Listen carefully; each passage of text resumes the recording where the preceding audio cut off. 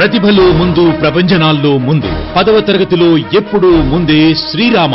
Single branch నుంచి 16 10 జీపీఏలు సాధించి record break చేసిన శ్రీరామ. 9.8 జీపీఏ సాధించిన వారు 10 మంది, 9.7 జీపీఏ సాధించిన వారు 13 మంది, 9.5 జీపీఏ సాధించిన వారు 12 మంది, ఇంకా 9కి పైగా జీపీఏ సాధించిన వారు 101 మంది. యాజమాన్యం, అధ్యాపకుల నిరంతర కృషి, విద్యార్థుల అలుపెరగని సాధన శ్రీరామ సుందర సౌధం. అలసిపోని ప్రయాణం అంబరాన్నంటేలా, అలుపెరగని శ్రీరామ అప్పుర పరిచేలా 69వ విద్యా సంవత్సరంలోకి ఆహ్వానం పలుకుతోంది శ్రీరామ. స్పోర్ట్స్ లో అత్యుత్తమ స్పోర్ట్స్ మెన్ గా ఎదగడానికి, క్రమశిక్షణకు, నేటి పోటీ ప్రపంచంలో ఒత్తిడి లేని విద్యను అందించే అసలైన రెసిడెన్షియల్ విద్యాలయం శ్రీరామ. ఎల్కేజీ నుండి ఇంటర్ వరకు అడ్మిషన్లు జరుగుతున్నవి. శ్రీరామ రూరల్ విద్యా సంస్థలు, చిలుమూరు, కొల్లూరు మండలం. సెల్ నంబర్ 9007099694 మరియు 9949771169. శ్రీరామ విద్యా సంస్థల డైరెక్టర్ శ్రీ కొలసాని తులసి విష్ణు ప్రసాద్ గారికి స్వాగతం, సుస్వాగతం. స్వాగతం. నమస్తే అండి. Good morning. Good morning sir. ఎన్నో 69 సంవత్సరాల నుండి శ్రీరామ రూరల్ విద్యా సంస్థలు నడిపిస్తూ ఉన్నారు. దానికి మీరు ఎలా ఫీల్ అవుతున్నారు? ఇది చాలా మంది అడిగే ప్రశ్న అండి. 69 సంవత్సరాల సుదీర్ఘ ప్రయాణం. ఎంతోమందికి ఆశ్చర్యం, ఎంతోమందికి ఎలా నడుపుతున్నారు ఇన్ని సంవత్సరాలు అని అడుగుతారు. అలాగే ఒకే కుటుంబం నుంచి 3 తరాలుగా ఒకే పనిలో నిమగ్నమై ఉంటారు. జనరల్గా ఏం చేస్తారంటే ఒక వ్యాపారం కానీ లేకపోతే ఒక యాక్టివిటీ కానీ ఏదైనా ఉంటే 2వ తరానికి 3వ తరానికి వచ్చేసరికి మరో దిశలోకి మారిపోవటం, పైన అవ్వటం సాధారణంగా జరిగే విషయం. మా కుటుంబానికి సంబంధించి ఇది చాలామందికి ఆశ్చర్యం కలిగించే విషయం, కొంతమందికి హాస్యంగా కూడా కలిగించే విషయం. వీళ్ళు ఇలాగే అంటిపెట్టుకుని ఉండిపోయారు ఏంటి 3 తరాల నుంచి. నేను తాత వెంకట సుబ్బయ్య గారు 1949లో ఈ సంస్థను స్థాపించారు. మరి ఈ గ్రామం చాలా కుగ్రామం. ఈరోజు కూడా ప్రయాణం చేసి వచ్చేవాళ్ళు అబ్బో ఏంటంటే ఇంత లోపలికి ఎక్కడో పెట్టారని అంటారు. అంటే మరి 49లోనే దీన్ని పెట్టారప్పుడు మరి అప్పటికి ఏమనుకోవాలని అడుగుతుంటారు వచ్చి నేను మన విజిటర్స్ని, పేరెంట్స్ని కూడా. ఈ ఊరు చేరుకోవాలంటే వేమూరు దాకా ట్రైన్లో వచ్చి, వేమూరు నుంచి మా మండల కేంద్రమైన కొల్లూరుకి వచ్చి, కొల్లూరు నుండి రేపల బ్యాంక్ కెనాల్ అంటాం, ఆ రేపల బ్యాంక్ కెనాల్లో పడవలో ఈ ఊరికి రావాల్సిన పరిస్థితులు అనమాట. 1961 కానీ ఈ గ్రామానికి మొట్టమొదటి బస్సు సౌకర్యం ఏర్పడలేదు. కార్లంజయ్య గారు మన కెనాల్ ప్రాంతంలో ప్రముఖులు, ఆయన మొదటగా బస్సు సౌకర్యం ఏర్పడేది. ప్రస్తుతం ఉన్న చిలుమూరు కెనాల్ రోడ్డుకి మధ్యలో ఉన్నటువంటి 6 కాలువల మీద వీటి మీద కూడా వంతెనలు లేవు. ఆ రోజుల్లోనే మరి ఒక శ్రీరామ రూరల్ కళాశాలను ప్రారంభించడం, 1951లోనే హాస్టల్ను కూడా ప్రారంభించడం, 1951 బ్యాచ్లో అనంతపూర్ నుండి రాధాకృష్ణ గారు అనే ఒక విద్యార్థి ఉండటం, ఇవన్నీ కూడా విశేషంగా మీరు చెప్పుకోవచ్చు. అలాగే తర్వాత తాతగారు అడుగుజాడలోనే నాన్నగారు మత్స్యంరావు గారు, వారి సోదరులు శ్రీనివాసరావు గారు, శ్రీరాములు గారు, అలాగే 3వ తరం నేను ఈ విద్యాసంస్థ నిర్వహణలో నిమగ్నమైనాం. ఇది సుదీర్ఘ ప్రయాణం అని అనుకోవట్లేదు మేము. చాలా సంతోషంగా జరిగినటువంటి ఒక ప్రస్థానం అని అనుకుంటాం. ఈరోజు శ్రీరామ రూరల్ విద్యాసంస్థలు ప్రపంచవ్యాప్తంగా దేశాల్లో, విదేశాల్లో అనేక స్థాయిల్లో, అద్భుతమైన స్థాయిలో, వివిధ రంగాల్లో మా విద్యార్థులు మేము గర్వంగా చెప్పుకునే విషయం. ఇప్పుడున్న పరిస్థితుల్లో మీరు దేశం తీసుకున్నా లేకపోతే మన రాష్ట్రం తీసుకుంటే ఎక్కువ కార్పొరేట్ విద్యా సంస్థలు ఎక్కువగా ఉన్నాయి, ఎక్కువ చాలా ఉన్నాయి. వాటిల్లో మన శ్రీరామ విద్యా సంస్థలే ఎందుకు తీసుకోవాలి? ఈ కార్పొరేట్ విద్యా సంస్థలు మీరు అన్నట్టుగా శ్రీరామ రూరల్ విద్యా సంస్థలు ప్రారంభించినప్పుడు రాష్ట్ర వ్యాప్తంగా బహుశా అతి తక్కువ సంఖ్యలో విద్యా సంస్థలు ఉన్నాయి. బహుశా 70లో 80లో విద్యా సంస్థలు విరివిగా స్థాపించడం మొదలైంది. ఈ రోజున వేలు కాదు, దాదాపు మన గవర్నమెంట్ లెక్కల ప్రకారం గుర్తింపు పొందిన విద్యా సంస్థలు దాదాపు 60,000 ఉన్నాయి. మరి ఇన్ని వేల విద్యా సంస్థలు ఉన్నప్పుడు శ్రీరామలో ఎందుకు చేరాలి? ఇది మీ ప్రశ్న.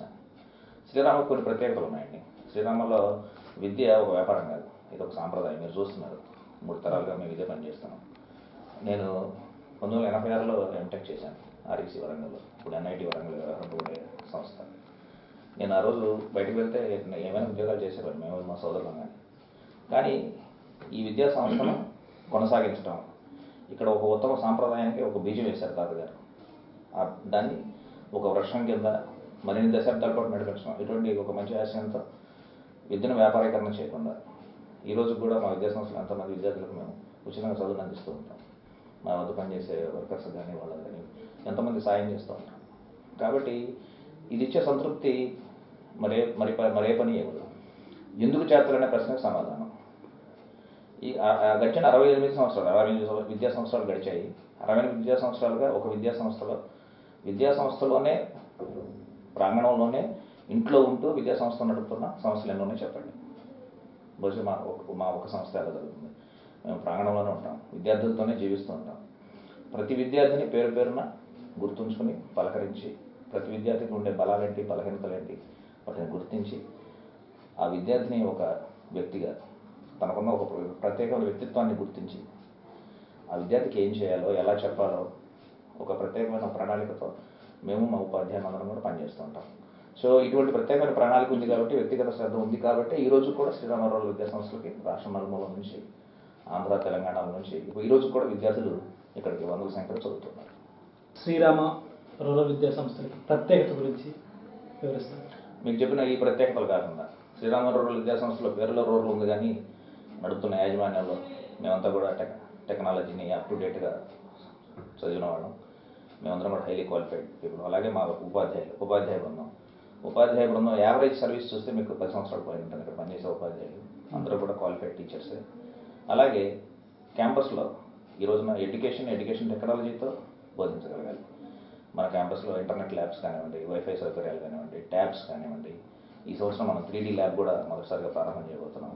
స్మార్ట్ క్లాసెస్ కానివ్వండి. అంటే మనం ప్రపంచవ్యాప్తంగా వస్తున్న మార్పులు ఏవైతే ఉన్నాయో విద్యారంగంలో ముఖ్యంగా వాటన్నిటిని కూడా అనుగుణంగా మనం వాటిని స్టడీ చేస్తూ ఆ కొత్త విషయాలని మన ప్రాంగణంలో ప్రవేశపెడుతున్నాం. కాబట్టి ఈరోజు మనం అద్భుతమైన ఫలితాలు సాధించగలుగుతున్నాం. నేను గడిచిన 10 రోజుల్లో ఫిన్లాండ్, స్వీడన్ టూర్కి వెళ్ళడం జరిగింది. బ్రెయిన్ ఫీడ్ అనే మ్యాగజైన్ ఆహ్వానం మేరకు ఒక 24 మంది విద్యా సంస్థల అధిపతులు ఫిన్లాండ్, స్వీడన్కి వెళ్ళడం జరిగింది. ఫిన్లాండ్ ప్రస్తుతం ప్రపంచంలో అత్యుత్తమ పాఠశాల ప్రమాణాలు కలిగినటువంటి దేశం, నెంబర్ 1 ర్యాంక్డ్ కంట్రీ. సో ఫిన్లాండ్లో ఏం చేస్తున్నారు, స్వీడన్లో ఏం చేస్తున్నారో చూసి వచ్చాం. వాటన్నిటినీ మనకు ఎంతవరకు అన్వయించుకోవాలి, వాటిలో ఉన్నటువంటి అంశాలు మనం చేయగలిగినవి. ఎందుకంటే ఫిన్లాండ్, స్వీడన్ చాలా అభివృద్ధి చెందిన దేశాలు. అక్కడ average school fees, primary school fees 7.5 లక్షలు. మన దగ్గర 15,000 కూడా ఉంటుంది, ఉండదు.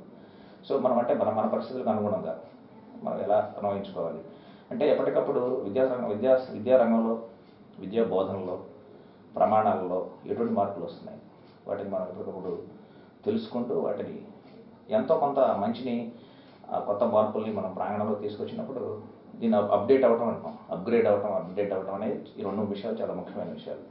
అప్పుడు మన పిల్లలకి మేము నాణ్యమైన విద్యను అందించగలుగుతాం. ఫలితాలు తప్పకుండా వస్తాయి. ఆ విద్యార్థులు బయటకు వెళ్ళిన తర్వాత కూడా తప్పకుండా షైన్ అవుతారు. శ్రీరామాన్ని మరింతగా వాళ్లే ముందుకు తీసుకెళ్తారు. శ్రీరామా నుంచి బయటకు వెళ్ళే ప్రతి విద్యార్థి కూడా మాకు ఒక అంబాసిడర్. బయటకు వెళ్ళిన తర్వాత సంవత్సరాల తరబడి గడిచిన తర్వాత కూడా తను ఇక్కడ పొందినటువంటి విద్యా ప్రమాణాలని, ఇక్కడ తను పొందినటువంటి ప్రేమని, యాజమాన్యం నుంచి, ఉపాధ్యాయుల నుంచి తను పొందినటువంటి ప్రత్యేక శ్రద్ధని, వేటిని మర్చిపోడు. కాబట్టి శ్రీరామాకు తిరిగి మళ్ళా పాత విద్యార్థుల రెఫరెన్స్తోనే అడ్మిషన్స్ వస్తూ ఉంటాయి. ఇది ఒక ప్రత్యేకత మీకు చెప్పగలను. ఇది మీరు చెప్తున్నటువంటి సోకాల్డ్ కార్పొరేట్ కాలేజీల్లో ఈ సంబంధాలు లేవు. కార్పొరేట్ కాలేజీల్లో ఉండే యజమాని ఎక్కడో ఉంటాడు, కేవలం ఒక ఉద్యోగి, ఇన్ఛార్జ్, దానికి ఆయన డీన్ అనొచ్చు, ప్రిన్సిపల్ అనొచ్చు, హెడ్ మాస్టర్ అనొచ్చు, హెడ్ మిస్ట్రెస్ అనొచ్చు. వీళ్ళు విద్యార్థులతో ఎంత మేరకు ఈ అనుబంధాన్ని ఏర్పరచుకోగలుగుతున్నారు అనేది ఒక పెద్ద క్వశ్చన్ మార్క్. ఎందుకంటే సంవత్సరం చివరికి వచ్చేసరికి ఈ విద్యార్థి ఇక్కడే ఉండాలి, అతని ద్వారా మరిన్ని అడ్మిషన్లు రావాలి అంటే ఈ విద్యార్థి మీద ఎటువంటి కాఠిన్యం చూపించకూడదు, పనిష్మెంట్ ఇవ్వకూడదు, అంటే బుజ్జగించాలన్నమాట. అంటే ఎప్పుడైతే మన ఈ స్టూడెంట్కి ఈ అవగాహన ఏర్పడుతుందో, అంటే నా అడ్మిషన్ వీళ్ళకి చాలా ముఖ్యం, నేను పోతే వీళ్ళకి బాధ అనే అభిప్రాయం ఏర్పడినప్పుడు అది గౌరవాన్ని పెంచుద్దంటారా, తగ్గిస్తుందంటారా? గురువు మీద గౌరవాన్ని తగ్గిస్తుంది. ఎందుకంటే నేను వెళ్ళిపోతే వీళ్ళ మీద ఒత్తిడి, కాబట్టి నేను ఉంచుకోవడానికి వీళ్ళు ఏమైనా రాజీ పడడానికి సిద్ధపడుతున్నారనే ఆలోచన కలిగినప్పుడు ఏం చేసినా ఇబ్బంది లేదన్నప్పుడు మీ దగ్గర ఉన్న ప్రత్యేకతలు ఏంటని మీరు అడిగారు. మా దగ్గర ఉన్న ఒక ప్రత్యేకత చెప్తాను. మాది ప్రస్తుతం పట్టణాల్లో ఉన్నటువంటి స్కూళ్ళలాగా వర్టికల్ స్కూల్ కాదు. వర్టికల్ కంటే నిలువుగా ఉండే స్కూల్ కాదు. మాది హారిజాంటల్ స్కూల్ అంటే చూసాక మీరు 7 ఎకరాల ప్రాంగణం, చుట్టూ 30-40 ఎకరాలు పొలాలు, ఆట స్థలాలు ఇవన్నీ ఉన్నాయి. అంటే విద్యార్థికి కావాల్సినటువంటి స్వేచ్ఛ. బాల్యం ఏం కోరుకుంటుందండి? పుస్తకాల ముందు గంటల గంటలు కూర్చొని చదువుతారు అనుకో, మీరు మీ చిన్నతనాన్ని గుర్తు తెచ్చుకోండి. మనం పుస్తకం ముందు కూర్చున్నప్పుడు సంతోషంగా ఉండేవాడు, ఆడుకున్నప్పుడు సంతోషంగా ఉండేవాడు. అంటే మనం చదువుని బాల్యానికి కావాల్సినటువంటి ఎనర్జీని ఇచ్చేటటువంటి ఆటలు, పాటలు, ఎక్స్ట్రా కరిక్యులర్ యాక్టివిటీస్ అంటున్నాం కదా, ఇవన్నీ లేకపోతే, ఆ సమతుల్యత లేకపోతే ఈ వ్యక్తిత్వ నిర్మాణంలో సమతుల్యత రాదు. ఎప్పుడైతే ప్రతిరోజు విద్యార్థి ఖచ్చితంగా గంటన్నర సేపు తన శారీరకంగా యాక్టివ్గా ఉండే ఏదో ఒక ఆటలోనో, ఏదో ఒక పరుగు పందెంలోనో, కబడ్డీలోనో, ఖోఖోలోనో, క్రికెట్లోనో, దాంట్లో లేకపోతే ఆ ఎనర్జీ వాడికి పెంటప్ ఎనర్జీ, ఫ్రస్ట్రేట్ ఎనర్జీ, ప్రతిరోజు ఎనర్జీ బిల్డప్ అవుతుంది.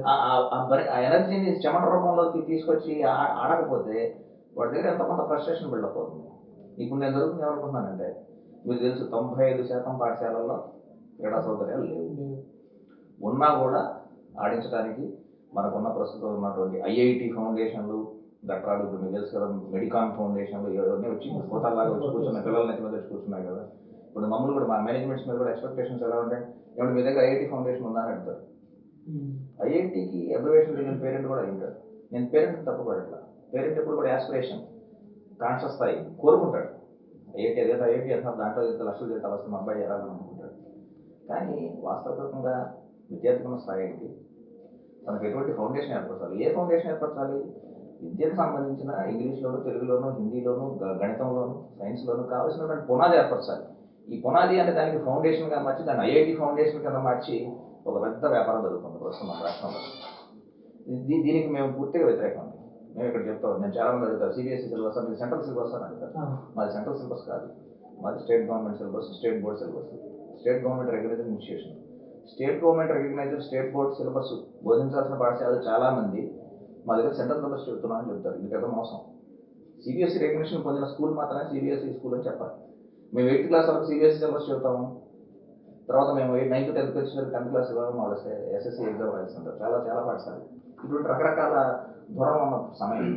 సో మా ప్రత్యేకత విద్యార్థి ప్రతిరోజు ఆడుకోవడం, ఆ ఆడుకోవడం ద్వారా పొందే ఎనర్జీ ఖచ్చితంగా strong mind, strong body leads to strong mind.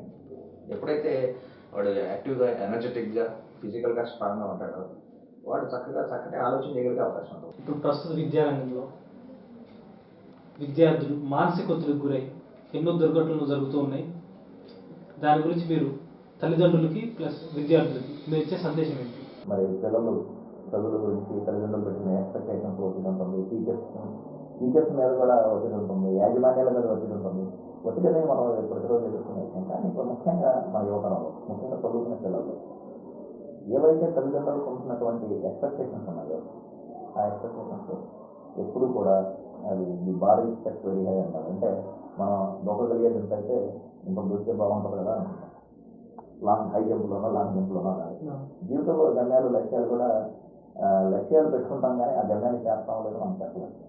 దానికి అది చాలా కాంప్లెక్స్ ఇష్యూస్ ఉంటాయి, అది సైకలాజికల్ ఇష్యూస్ ఉంటాయి. చూడండి, ఇప్పుడు తల్లిదండ్రులు ఏం చేస్తారంటే 6-7 తరగతుల దాకా, 8 తరగతుల దాకా, లేకపోతే 10వ తరగతి దాకా పెద్ద అటెన్షన్ చదువుతున్నారు. హఠాత్తుగా ఒక రోజున ఇది ఐఐటి సెలెక్ట్ అవ్వాలని చెప్పి డిసైడ్ అయిపోతారు. అప్పుడు తీసుకుపోయి హఠాత్తుగా 2 సంవత్సరాల కోర్సులో ఐఐటీలో చేస్తగానే ఇది కింద తరగతుల్లో లేని స్థాయి ఒకేసారి రాదు కదా. సో ఈ ముఖ్యంగా విద్యార్థులు అయితే మరీ ఎక్కువ, ఆడపిల్లలు అయితే మరీ ఎక్కువ తింటుంటారు. సో ఇప్పుడు ఏం చేస్తారంటే తల్లిదండ్రులు వాళ్ళ స్థాయికి మించి ఖర్చు పెడుతున్నారు. స్థాయికి మించి ఎందుకు ఖర్చు పెడతారు? వాళ్ళ ఆశలు, కోరికలు నెరవేర్చుకోవడానికి. మాకంటే మా పిల్లలు ఇంకా మంచి స్థాయిలో ఉండాలని వీళ్ళకి ఆశ. తల్లిదండ్రులుగా ఆశపడటం ఏమాత్రం తప్పలేదు. కానీ వీటికి కూడా కొంత రియాలిటీ చెక్ అంటారు కదా, కాస్త యథార్థవాదం ఉండాలి. మన పిల్లవాడు ఏ మీడియంలో చదివాలి, వాడికి ఏ మెరిట్ ఎంత ఉంది, వాడికి 80% ఎంత, 90% ఎంత, వీడు మనం అనుకునే స్థాయికి వాళ్ళు ఏమైనా చేరగలుగుతారా లేదు. అది కొంచెం రియలిస్టిక్ ఎవాల్యుయేషన్ అనేది ఉండాలి. కానీ తల్లిగా తండ్రిగా ఏంటంటే మనకు బ్లైండ్ స్పాట్స్ ఉంటాయి. బ్లైండ్ స్పాట్ అంటే మనం దాన్ని చూడలేము అంతే. మనం మా అబ్బాయి చేయాలంటే చేయగలడో లేదో ఆలోచించాలి, చేయాలనుకుంటారు. ఇది వాళ్ళ భుజాల మీద చాలా పెద్ద భారణ. సో సున్నితమైన మనస్తత్వం కలిగిన పిల్లలు ఏం చేస్తారంటే అమ్మ నాన్నలతో, నాన్న నేను ఇది చేయలేకపోతున్నాను, నాకు ఒత్తిడి ఎక్కువగా ఉంది, లేకపోతే వీళ్ళు చాలా వేగంగా పాఠాలు చెప్పుకుంటూ వెళ్ళిపోతున్నారు, అది నేను వాటిని అర్థం చేసుకుని తిరిగి పరీక్ష రాసే సమయానికి నేను అనుకున్న ఫలితాలు రావట్లేదు, ఇవన్నీ చెప్పలేరు. ఈలోపు నాన్న అప్పు చేసి తీసుకొచ్చిన సంగతి అమ్మ మళ్ళీ వారం వారం ఫోన్ చేసినప్పుడు అరే జాగ్రత్త జాగ్రత్త అని చెప్తూ ఉంటారు. వీళ్ళు ఏమనుకుంటారంటే జాగ్రత్త చెప్తున్నాము కాబట్టి వాడిని కార్యోన్ముఖుని చేస్తున్నాం, వాడు రాయిపోయి ఐఐటీ పరీక్ష సిద్ధం చేస్తున్నాం అనుకుంటారు. కానీ వీడి మానసికంగా కుంగుబాటు మొదలవుతుంది. సో మా వాళ్ళ టార్గెట్ ఇది, నేను దాన్ని రీచ్ కాలేకపోతున్నాను, ఏం చేయాలి, పరిస్థితి ఏంటి? వాడు ఏమైనా పరిస్థితి వెళ్తాడు, వాడు ఒంటరాడైపోతాడు. వాడి దగ్గర నుంచి వాడి ఆలోచనని ఈ డిప్రెషన్లో జరిగినప్పుడు వాడి ఆలోచనలు పంచుకోవడానికైనా ఎవరు ఉండాలి కదా. బావో మావయ్యో మేనమావ ఎవరో ఒకరు పంచుకుంటే కొంతవరకు నేను ఏంటి అక్క ఏంటి బావా వాడికి బాగాలేదంట, వాడికి అర్థం కావట్లేదంట, వాడికి పెద్దగా ఇష్టపడలేదు అని చెప్తే దాన్ని యాక్సెప్ట్ చేసే పరిస్థితి ఉండాలి. ఆల్రెడీ నేను 1,20,000 కట్టాను, ఇంకో 2,20,000 కట్టాను, ఇప్పుడు 3,00,000 ఖర్చు అయిపోయింది, అప్పు చేశాను నేను అని తల్లిదండ్రులు ఎప్పుడైతే ఆందోళన ఆతృత చూపిస్తారు. ఈ ఆడపిల్ల అయితే ఏం చేస్తారు పాపం, మాట్లాడలేక ముగించేస్తారు జీవితాన్ని.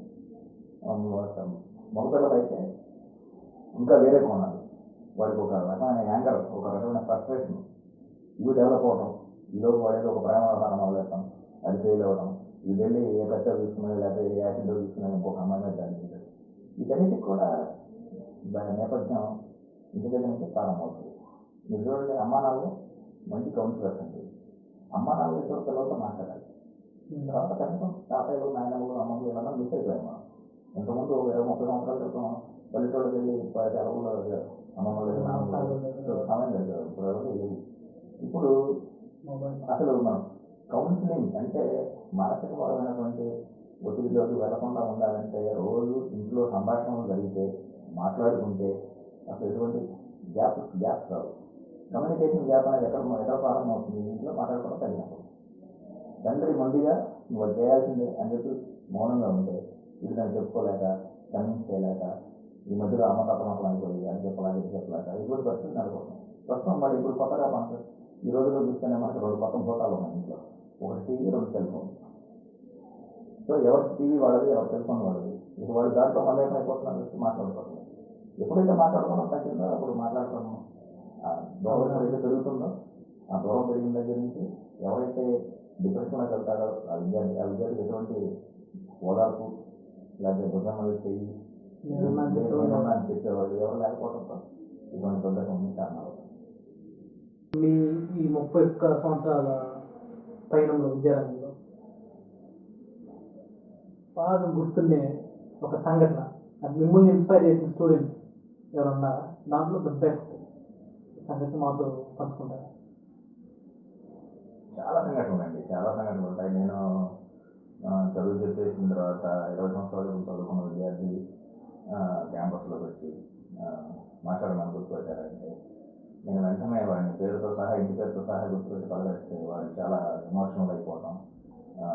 చాలామంది విద్యార్థులు అసలు నాకు వేకే చంద్రశేఖర్ అని చెప్పి హైదరాబాద్ నుంచి ఒక విద్యార్థి వెళ్ళాడు. వాళ్ళ తండ్రి మిలిటరీలో పనిచేసేవాడు.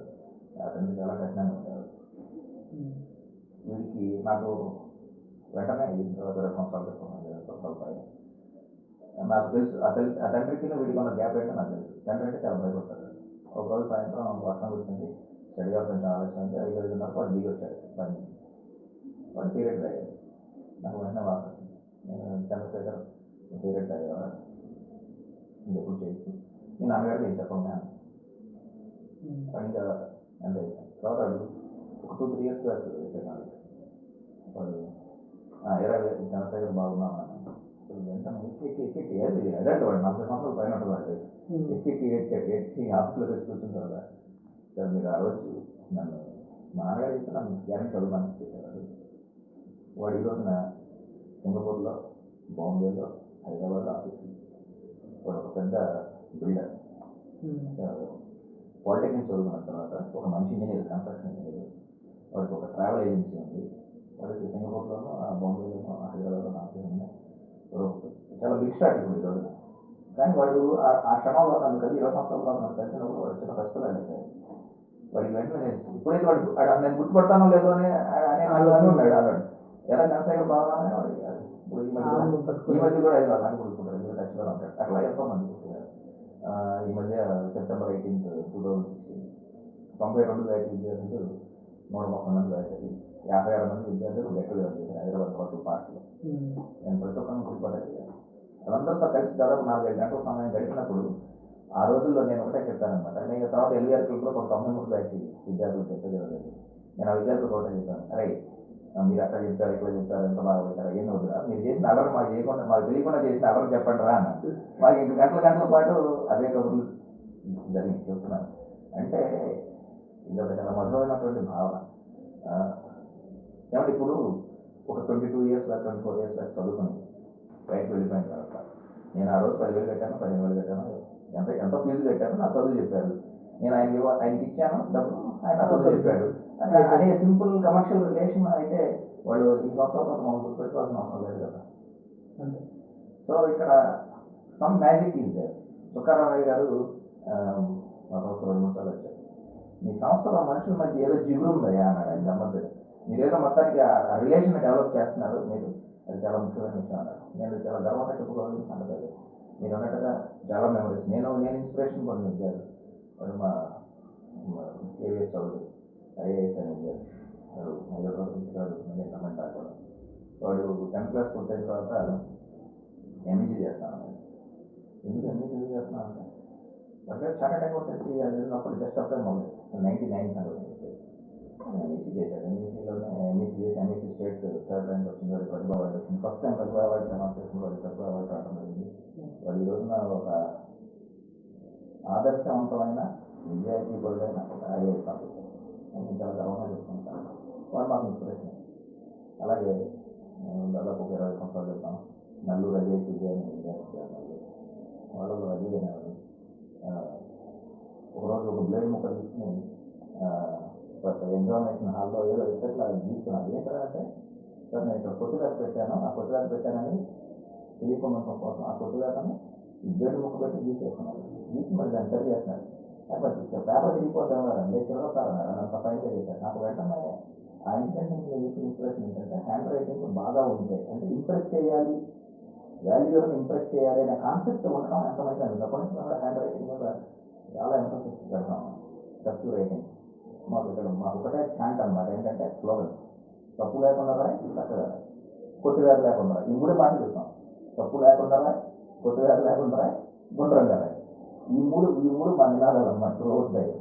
సో తప్పు లేకుండా గుండ్రంగా చక్కగా రాస్తే దిద్దేవాళ్ళు ఇంప్రెస్ అవుతారు. మాకు అందుకనే మీరు చూసి 128 మందిలో 101 మందికి 9 పాయింట్లు దాటినాయి అంటే మా వాళ్ళు అద్భుతమైన కరెక్టివ్ హ్యాండ్ రైటింగ్ రాస్తారు. అంటే విషయం లేకుండా చేతి రాసుకొని సరిపెడతారా అనే విషయం ఉండాలి, దాన్ని తప్పులు లేకుండా రాయాలి. ప్రజెంటేషన్ కూడా చాలా ఇంపార్టెంట్ కదా. ప్రజెంటేషన్ చాలా ముఖ్యమైన విషయం. నేను ఇప్పుడు మీరు కోట్ వేసుకున్నాను, నేను తప్పు వేసుకున్నాను, మీరు నాకన్నా అందంగా కనిపిస్తారు, అట్లాంటిదే చేతి రాదు కదా. సో మేము ఇవన్నీ స్కిల్స్. ఈ స్కిల్ సెట్ ఎప్పుడైతే మనం పిల్లలు డెవలప్ చేస్తాం తప్పనిసరిగా. సో అట్లా నేను ఎంతమంది విద్యార్థులకి ఇన్స్పిరేషన్ తీసుకున్నాను. బహుశా నేను ప్రతిరోజు పిల్లలతోనే గడుపుతూ ఉంటాను కదా. మా తుకారామయ్య గారిని ఎవరో ప్రశ్నించారు, 89 ఏళ్ళు అయింది, మీరేంటంటే ఇంకా ఇప్పటికే అంత ఎనర్జీతో ఉన్నారంటే నేను ప్రతిరోజు విద్యార్థులతో గడుపుతున్నాయా, వాళ్ళ బాల్యాన్ని అంతా మళ్ళీ నేను తీసుకుంటున్నాను నా దగ్గరికి అని అనిపిస్తారు. బహుశా నేను కూడా అదే ఇన్స్పిరేషన్ నాకు కూడా. నేను మా పిల్లల దగ్గర నుంచి శక్తిని తీసుకుని ఎప్పుడూ ఇదే స్ఫూర్తితో పనిచేయాలి. 30 సంవత్సరాలు గడిచింది, 68 సంవత్సరాలు గడిచినాయి, 69 సంవత్సరాలు రాబోతున్నాను. బహుశా నేను 70లో వార్షికోత్సవాన్ని కూడా ఘనంగా చేసి మరింతగా సేవ మనం ముందుకు తీసుకుపోవాలని ఆలోచన. ఇంకా ఎక్కువ సంవత్సరాలు కాదు నేను కూడా కోరుకుంటున్నాను. తర్వాత ఈ సుదీర్ఘ 30 సంవత్సరాల ప్రయాణంలో మీరు ఎంటెక్ చదివి ఈ ఫీల్డ్కి వచ్చారు. సో ఈ ఫీల్డ్కి నేను ఎందుకు వచ్చాను, నేను ఏదో ఎంటెక్ చేసిన కాబట్టి వేరే ఫారిన్లో కనుక వెళ్ళి జాబ్ చేసుకుంటే బాగుండేది అన్న ఫీలింగ్ మీకు ఎప్పుడైనా కలిగిందా? ఇక నాకైతే ఎప్పుడు కలగలేదు. కానీ చాలా మంది నన్ను అడిగారు ఎందుకు మీరు ఇక్కడ ఎందుకున్నారు, అమెరికాకి ఎందుకు పోలేదు. అట్లా ఎప్పుడు అనుకోలేదు. నేను ఎంటెక్ చేసి క్యాంపస్ వచ్చేటప్పుడు నాకు చేతిలో చాలా అవకాశాలు ఉన్నాయి. వరంగల్లోనే టీచింగ్ అసిస్టెంట్గా చేరమని చెప్పి ఆఫర్ ఉన్నారు. ఏమైనప్పుడు అంత తెలివైనది కూడా కాదేమోనని నాకు ఈ ఇనిషియేషన్లో మా తాతగారిని చూశాను, నేను నాన్నగారిని చూశాను. సో వాళ్ళు ప్రజల దగ్గర నుంచి పొందుతున్న గౌరవం, వాళ్ళు చేస్తున్న పనికి చెప్తున్న ఫలితం, ఎంత ఫలితం అంటే నేను అనేది ఎంతోమంది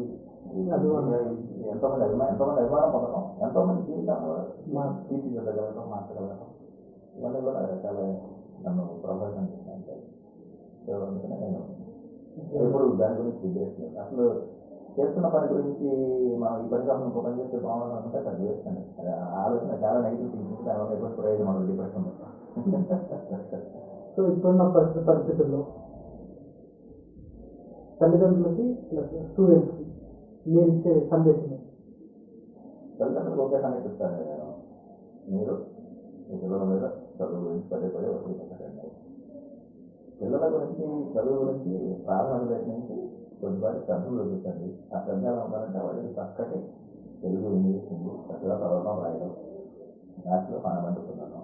ఇది మొదట 5 సంవత్సరాల్లోనే ఏర్పడాలండి. 7-10 సంవత్సరాలు నిండేలోపు ఈ ప్రాథమికంగా రావాల్సిన స్కిల్స్ ఏవైతే రావాలో అవి రాకపోతే ఆ తర్వాత వీడు ఎంత తాపత్రయపడి ఎంత ఒత్తిడి పెట్టినా కానీ అది ఒత్తిడి అవుతుంది, కానీ దానివల్ల ఎటువంటి ప్రయోజనం ఉండదు. సో ప్రాథమిక స్థాయిలో పిల్లల మీద శ్రద్ధ పెట్టండి. ఇంటి దగ్గర ఎంతో కొంత పని చేసేటానికి, వర్క్ చేయించడానికి కొంచెం వాటి సమయం పిల్లలతో గడపండి. ఇప్పుడు ఈ రోజున జరగట్లేదు. కొత్తగా ఈ మధ్య కార్పొరేట్ స్కూల్స్ వచ్చిన తర్వాత హోంవర్క్ కూడా మేమే చేయించి పంపిస్తామని ఒక కొత్త వ్యవహారానికి తెరలేస్తారు. దాంతో ఇంటికి వచ్చిన తర్వాత అమ్మ, పిల్లలు అందరూ కూర్చొని టీవీ చూస్తూ కూర్చుంటారు. ఇంకా అవసరం పోటాడుకుంటారు, వీడియో క్రికెట్ అంటాడు, అందరూ సీరియల్ అంటారు. అలా కాదు, పిల్లవాడు ఏ స్థాయిలో ఉన్నాడు, ఏం చేస్తున్నాడు, కేవలం తల్లిదండ్రులు ప్రోగ్రెస్ రిపోర్ట్లు దాంట్లో చూస్తున్నారండి. ఇది చాలా పెద్ద తప్పు. వాడికి ఒక్కసారి వాడి నోట్ బుక్ లేకపోతే వాడి ఎగ్జామినేషన్ పేపర్స్కి సంబంధించిన ఫైల్ ఓపెన్ చేసి అసలు వీడు తప్పులు లేకుండా తెలుగు రాయగలుగుతున్నాడా, ఇంగ్లీష్ రాయగలుగుతున్నాడా లేదా అనేది ఇది చూడాలి. ఇంకొక టైప్ ఆఫ్ పేరెంట్స్ ఉన్నారు. వాడు వచ్చి వాడికి అసలు నాకు ఇంగ్లీష్ మాటలు మాట్లాడితే అది సంతృప్తి పడిపోతారు. అందుకని వాడు ఆ ఇంగ్లీష్ మాటలని తిరిగి రాసేటప్పుడు అదే స్కిల్ ఉందా లేదా, తప్పులు లేకుండా రాయగలుగుతున్నాడా, గ్రామాటికల్ ఎర్రర్స్ లేకుండా రాయగలుగుతున్నాడా, ఇవన్నీ ఈ పరిశ్రమలో చేసే ఓపిక శక్తి ఎవరికి లేదు. ప్రోగ్రెస్ రిపోర్ట్లో 90 కనిపిస్తే చదవాలి. విద్యార్థులకు వచ్చేసరికి నేనేమంటాను, విద్యార్థిని మీరు ఒక్కసారి దీన్ని ఎంపతైజ్ చేయటం అంటారు. మీరు చిన్నపిల్లలుగా ఉన్నప్పుడు మీరు అంత ఒత్తిడి పెట్టి మీరు ఎట్లా రియాక్ట్ అయ్యేవాళ్ళు, మీకు ఇష్టం వచ్చేదా లేదా, మీకు కోపం వచ్చేదా లేదా, ఈ విషయాలను మనం ఒక్కసారి మనం గుర్తు తెచ్చుకుంటే మనం అంత పిల్లలు అంత కఠినంగా వ్యవహరించాల్సిన అవసరం ఉంది. మొదటి నుంచి కొద్దిపాటి శ్రద్ధ చూపిస్తే వాడికి ఒక స్థాయి ఏర్పడుతుంది. ఆ స్థాయి నుంచి ఇంకా పైకి వెళ్ళడానికి అవకాశం ఉండదు. పిల్ల పునాది లేకుండా నా దగ్గర ఇప్పుడు 809 అడ్మిషన్స్ వస్తున్నారు. బట్ తెలుగులో సరిగ్గా వాక్యాలు రాయటం రాదు. వాడు ఇప్పుడు హఠాత్తుగా ఎక్కడ చదివారండి, అంత ఎక్కడ చదివారండి, ఏం చేశాడు, ఒలింపియాడ్ చదివాడండి. ఒలింపియాడ్ అంటే ఏంటి, తెలుగు రాయడం రాకపోవడం, ఒలింపియాడ్ అంటే ఏంటి, లెక్క చేయడం రాకపోవడం. మనం మనకున్న స్టేట్స్ కోర్సులో చక్కగా ప్రాథమికమైనటువంటి అంశాలు ఏదైతే ఉన్నాయో వాటి మీద అవగాహన ఏర్పరిచి ముందు చక్కగా శుద్ధంగా తెలుగు, ఇంగ్లీష్, హిందీ చదవడం, రాయడం, లెక్కల్లో ఫండమెంటల్స్ రావడం, ఇవి ప్రాథమికమైన అంశాలు. వీటికి ఒలింపియాడ్లు, మార్కులు, అంగారగ్రహాలు, ఇంకోటి ఏదైతే పేర్లు పెట్టి వాడు ఇంటికి చెప్పగానే ఇది మోసపోవడం జరుగుతున్న విషయం, ప్రస్తుతం జరుగుతున్న విషయం. అట్లాగే పిల్లలు వచ్చేసరికి మీకు ఏ ఇష్టం అయితే, మీకు ఏ రంగం అయితే ఇష్టం ఉంటే ఆ రంగాన్ని ఎంచుకోగలగాలి. నా దగ్గర రేపటి నుంచి విద్యార్థి లేదు, వాడు 2 చేతులతో రాసేవాడు. యాంబిడెక్చరస్ అంటారు, ఇది చాలా గొప్ప స్కిల్ అది. నేను దాన్ని ఐడెంటిఫై చేశాడు, పేరెంట్కి పిలిచి వీడు చక్కగా బొమ్మలాగలుగుతున్నాడు, వీడిని బీఆర్సీకి పంపిస్తామని చెప్పి బ్యాచిలర్ ఆఫ్ ఆర్కిటెక్చర్ పంపించాను. పంపిస్తే వాడు బ్రహ్మాండంగా సైన్ అవుతున్నాడు. అట్లాగే కోనేరు శౌర్య అని ఒక స్టూడెంట్ నా దగ్గర చదివాడు. వాడు ఇంటర్మీడియట్ తప్పి నా దగ్గరికి వచ్చి ఒక సంవత్సరం పట్టింది వాడికి అది పూర్తి చేయడానికి. వాడు బాగా బొమ్మలు వేశాడు. వాడిని JNTU college of fine arts ఉంది హైదరాబాద్, దాంట్లో చేస్తే వాడు దాంట్లో ఫోటోగ్రఫీలో సెక్షన్ తీసుకున్నాడు, వీడియో కెమెరా ఉన్నది. వాడు ఇప్పుడు ఒక ప్రోగ్రామ్ చేయాలంటే 5 లక్షలు తీసుకుంటాడు. వాడు మా దగ్గరకు వచ్చిన దశలో వాళ్ళ తండ్రి టీచరు పూర్తిగా చేతులు ఇచ్చేసిన పరిస్థితి. కానీ వాళ్ళ దగ్గర ఉన్న అంటే మనం వాళ్ళ దగ్గర ఉండే స్ట్రాంగ్ పాయింట్ ఏదో ఐడెంటిఫై చేయగలగాలి. అంతేగాని వాడు ఎంపీసీ చదవకపోతే పనిమాలినాడు, వాడు ఇంజనీరింగ్ కాకపోతే పనిమాలి, ఇంజనీరింగ్ పూర్తిగా పనిమాలని అంతమంది తయారయ్యారు మన రాష్ట్రంలో. సో ఈ విషయాన్ని తల్లిదండ్రులు పిల్లల దృష్టిలో ఉంటుంది. పిల్లల్ని ఇష్టమైన పని చేయనివ్వండి, రోజు ఆడుకోనివ్వండి. అలాగే రోజుకి ఎంతో కొంతసేపు మీరు సమయం గడపండి. వాడికి చదువు ఏ స్థాయిలో ఉందో పరిశోధన చేయడానికి కొంచెం సమయం కేటాయించండి. ఏం లేకుండా కేవలం విద్యా సంస్థలు డబ్బులు పెట్టాం కాబట్టి పిల్లడికి చదువు రావాల్సిన బాధ్యత విద్యా సంస్థలే అనుకుంటే తప్పు. పిల్లడికి చదువు రావాల్సిన బాధ్యతలో విద్యా సంస్థలకి, తల్లిదండ్రులకి, అందరికీ పాత్ర ఉంటుంది. మనందరం కూడా కలిసి ఒక త్రికోణంలో కనుక విద్యార్థి, తల్లిదండ్రులు, ఇక్కడ స్కూల్ ముగ్గురు కూడా ప్రోయాక్టివ్గా ఉండాలి. కానీ వీడి ప్రోగ్రెస్ రిపోర్ట్లో మార్కులు రానప్పుడల్లా వచ్చి మేనేజ్మెంట్ మీద కేకలు వేస్తే, టీచర్ల మీద కేకలు వేస్తే మార్కులు వస్తాయా? మార్కులు రావు కదా. ఈ పిల్లవాడికి మా టీచర్స్ మీద ఒక సోదరభావం ఏర్పడుతుంది. నాకు మార్కులు రాకపోతే మా అమ్మ వచ్చి ఇలా మీద కేకలేస్తుంది, కానీ నన్నేమన్నాయి తప్పు నాది కాదు. టీచర్ తల్లి పరీక్షలు రాయరు కదా, పిల్లడి పరీక్షలు రాయరు కదా. ఇప్పుడైతే ఒక అవగాహన, ఒక డిస్కషన్, ఏం లోపం జరుగుతుంది, మావాడు వింటలేదా, ఏం జరుగుతుంది అనేది ఒక ఒక విమర్శనాత్మకం ఏమంటారు దాన్ని కన్స్ట్రక్టివ్ క్రిటిసిజం ఉండాలి. ఏం జరుగుతుందండి, ఏం లోపం జరుగుతుంది, మా వాడు ఏం చేయాలి అని 1-to-1 టీచర్తో మాట్లాడి, తర్వాత పిల్లల్ని కూడా పిలిచి మాట్లాడి ఏం చేయాలో తీసుకోవాల్సిన దిద్దుబాటు చర్యలే తీసుకోవాలి. మనం మేము 20,000 కట్టాం, 6,000 అయింది, ప్రగతి పేరులో మాట్లాడంటే ఏమి సినిమా టికెట్ కాదు అసలు.